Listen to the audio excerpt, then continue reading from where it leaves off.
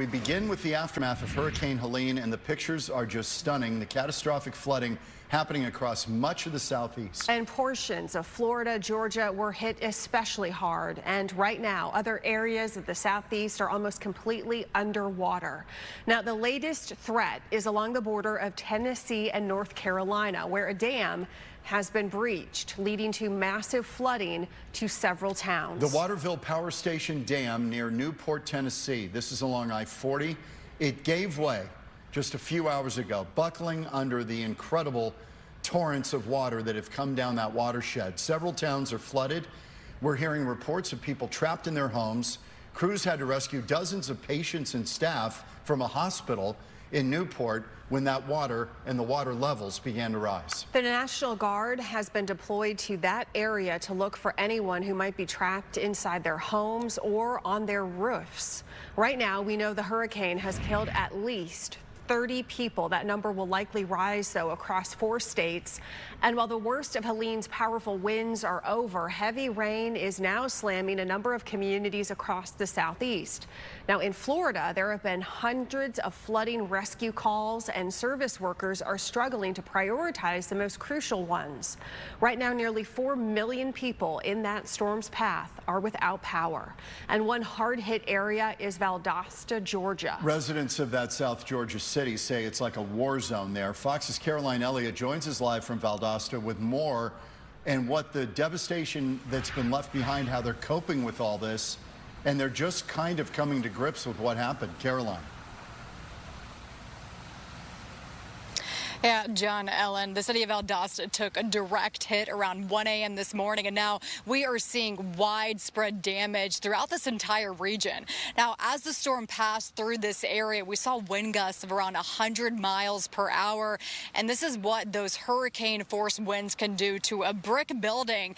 Again, we are seeing now the entire exterior wall of this building completely wiped out, brick by brick.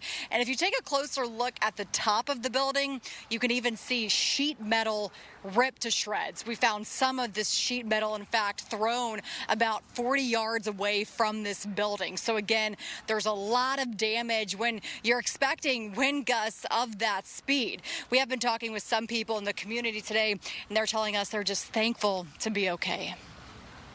It's just scary. I couldn't go to sleep. I couldn't relax. I was just kind of like sitting up and just because there was so much noise and stuff hitting the house, and it was just terrible, and you couldn't see anything, so you didn't know what was coming at you.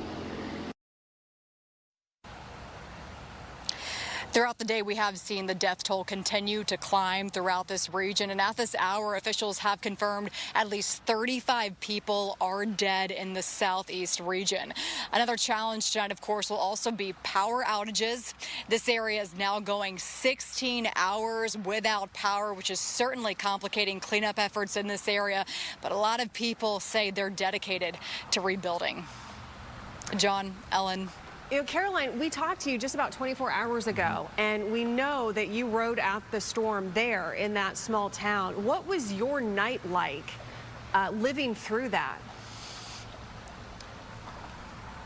Yeah, Ellen, I probably got about 2 hours of sleep last night, being completely honest, and that really was a story for a lot of people who lived here. We know the worst conditions we saw around 1 a.m. to 3 a.m. I was live actually during that hurricane as it was passing through this area, seeing wind gusts again of around 100 miles per hour, and being in those conditions, it's very hard to do.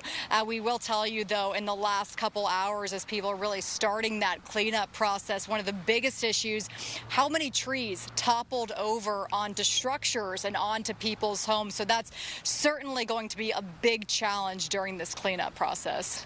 Caroline, Ellen. we can only see kind of the picture you've got there, but does this go all over the city of Valdosta, or is it, I mean, are you hitting like the pockets where it really got damaged? Are there other places that came out of it unscathed? Yeah, John, full disclosure, this is the worst damage we have seen in the city of Valdosta, but we also know from County Emergency Management around 150 structures are damaged in this area. And driving around this area, we can tell you that a lot of homes have trees on them. A lot of homes are seeing trees down, limbs down. So there's going to be a very long cleanup process for these homeowners, but also a big caution for a lot of people driving right now. There's a ton of power lines on the roads, which is why officials are telling people to stay at home because it's simply not safe right now. Yeah. John? Yeah. We know a lot of reinforcements are there to help get that power back on. And Caroline, Elliott, thanks so much for your reporting. We appreciate it. Yeah.